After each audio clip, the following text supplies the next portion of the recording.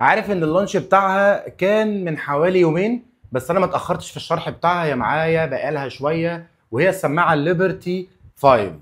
بص، السماعه فيها شويه حاجات مختلفه. تجربه صوت زي ما احنا متعودين. انا هجرب لك الصوت واجرب لك الاغاني واجرب لك الابلكيشن واجرب لك كل حاجه، وانت احكم بنفسك وقول لي رايك في التغيير الجديد. شلنا المكتب خالص ونقعد بقى ايه، قاعده مبحبحه كده مع بعضينا. هشرح لك كل الامكانيات واقول لك كل المزايا وبعض العيوب اللي ظهرت معايا وبعض العيوب اللي الناس قالت عليها بعد تاني يوم او تالت يوم استخدام. السماعه الليبرتي 5 اللي بتيجي شكل انسيابي، الشكل اللي احنا متعودين عليه من السماعه الليبرتي، مش عارف كده باينه ولا لا، هوريها لك برضو. بالباب بتاعها، السحب لفوق. شكل السماعه مش مختلف تماما عن السماعات اللي قبل كده. فتحه التايب سي، اللوجو بتاع انكر من هنا كده، ساوند كور، واللوجو بتاع ساوند كور في الودن. شكلها في الودن لطيف. نفس الحجم تقريبا، نفس كل حاجه، مفيش حاجه اختلفت عن الاول، لكن السعر والامكانيات هم اللي اختلفوا. نستحمل بعض بقى عشان انا ما عنديش مكتب، فانا دلوقتي المكتب حاطه على جنب عشان خاطر اديك كده ايحاء جديد ان انا غيرت، يعني قال يعني غيرت الاستوديو بقى وبتاع. اول حاجه محتويات العلبه، بيجي لك هنا بقى ايه، كل حاجه. بيقول لك بقى ان انت مع الضغط على السماعه بتغير ليفت والرايت، بتغير البلاي والميوزك والكلام ده كله، وبتسكان. بيقول لك هنا على طول اسهل عشان ما تقعدش تدور على الابلكيشن ساوند كور، اسكان الكيو ار كود هيدخلك على الاب وازاي تستخدمه والجايد لاين وخدمه العملاء والسبورت والكلام ده. بيجي معاها 6 مقاسات للتب، اكس اكس سمول، اكس سمول، اس، ميديوم، لارج، اكس لارج.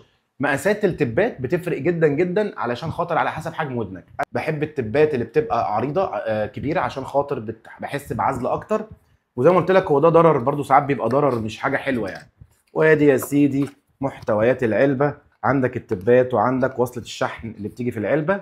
السماعه اللي بتيجي اي ان سي 3، وخد بالك لازم تبقى عارف بعد كده الفرق بين انظمه العزل. يعني في اي ان سي 2 و3، طبعا كل ده بيختلف، بيخلي جوده العزل ممتازه. انا اقدر اسمي السماعه دي بطل العزل في العزل بتاعها، لدرجه ان انا كنت بعمل مكالمه، فالشخص اللي بيكلمني الناحيه الثانيه بيقول لي هو انت حواليك صامت لدرجه ان انا حاسس انت في البيت. لا، انا في الشغل وبجرب السماعه مش سامع اي حاجه. عزل تاني. بتيجي بقطر 9 علامه 2 مللي لقطر السماعه الواحده. بتدعمها طبعا دولبي ادوبي، وده بيخلي كواليتي الاغاني والمزيكا، انا بقول لك على ضمانتي، ممتاز وهايل وبيعزلك وبيوديك في حته ثانيه خالص. وبيدعمها 3 انظمه صوتيه، ال دي اي سي والاي ان سي والاس بي سي. طبعا هتبص، دايما كانت الناس بتسال، يمكن حاجه دي مش هتلاقي ناس كتير بتتكلم عنها. الاي ان سي عارفين اللي هو اكتيف نويز كانسلنج. طيب ال دي اي سي، ال دي اي سي دي تقنيه بتبقى موجوده في السماعات، وهي والاس بي سي. الحاجات دي بتبقى تقنيه موجوده في السماعات بتساعد السماعه، وكل حاجه ليها شرح. طبعا مش هدخلك في تفاصيل يعني ايه تك قوي انت مش تحتاجها، بس هي بالاخر بتساعدك ان انت تقلل الضوضاء وتعلي جوده المكالمات وتعلي جوده الصوت. لكن اغلبيه الانظمه دي ما بتتفعلش او ما بتشتغلش مع الابل، بتشتغل بس مع انظمه الهاتف الاندرويد. دي حاجه بتبقى سيئه جدا، لان انا واحد من الناس مثلا لو بستخدم ايفون وجبت السماعه مش هحس بكل المزايا. الفرق مش هيبقى زي ما انت متخيل، يعني مش الفرق اللي هو انا مش سامع حاجه خالص والكواليتي مش حلو، لا، بس مش هتاخد نفس جوده الصوت اللي هياخدها الاندرويد. بتيجي بستة مايك ومدعومه بالذكاء الاصطناعي، فبيحدد اتجاه الرياح وبيخلي المكالمات توصل او الصوت بتاعك يوصل في السماعه بشكل كويس جدا. حتى في التيزر اللي نزل او الاعلانات اللي نزلت في اول السماعه قبل ما تنزل، كانوا منزلين اعلان كده، يعني ايه، عارف انت حاجه كده، السلوجان هم فرحانين بيه، سترونجر فويس اكس 2 ريدكشن.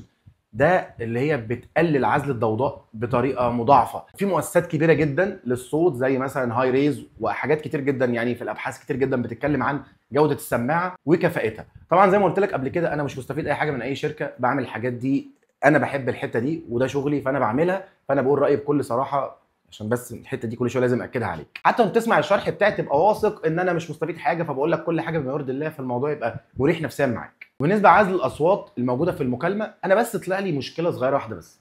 وانا بتكلم انا سامع اللي قدامي كويس جدا واللي قدامي فيه عزل كويس جدا، بس كان في تقطيع صوت. حقيقي انا جربتها، بس طبعا مش في المكالمه اللي هتتسجل اللي انت شفتها دلوقتي. انا بحاول اسجل دلوقتي المكالمات صوت وصوره عشان تبقى متاكد ان هي بجرب السماعه فعلا.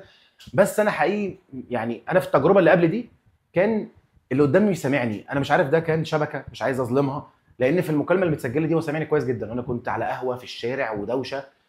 من الشارع مش زحمه قوي، بس كانت دوشه، ديسابيل يعدي حوالي 45 ديسابيل. بس كان في تقطيع، يعني انا مش فاهم ايه التقطيع. بعد شويه يقول لي ايه انت قلت حاجه، فانا مش عارف ده سببه، هل ده سبب السماعه ولا ده سبب النتورك برضه، عشان ما اظلمهاش، بس دي تجربه صوت حيه فتتحسب لها. فخلينا بقى نشوف تجربه الصوت وانت احكم بنفسك. انا مش هقول لك جوده المايك، انا قلت لك رايي في حاجه انا جربتها فعلا بما يرضي الله.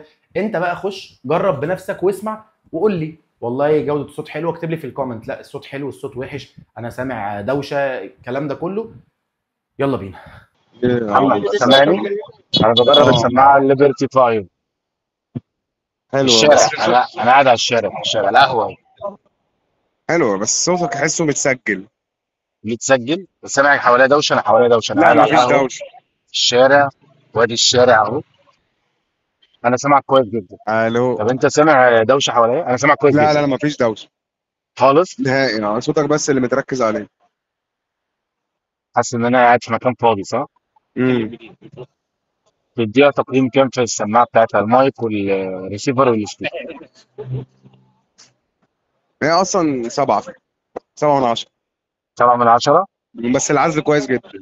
بتشتغل 12 ساعه بالاي ان سي و8 ساعات من غير اي ان سي. اما بالنسبه للكيس فبتشتغل 48 ساعه بدون اي ان سي و32 ساعه لو مفعل اي ان سي. ده عمر البطاريه تقريبا يعني بتوصل معاك لحد 48 ساعه طبعا باستخدام الكيس، وبتقعد لحد 12 ساعه سماعه استخدام.